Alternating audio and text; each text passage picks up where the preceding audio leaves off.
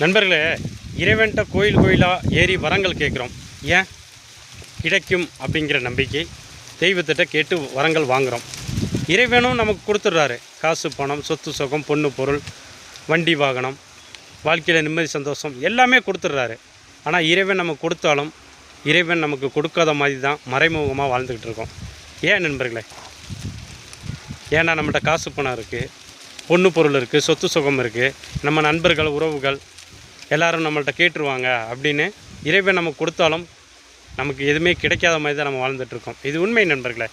ஒரு ஊரில் 10 கோடீஸ்வரங்க, மீதி 1000 தொழிலாளியாக இருக்கலாம்.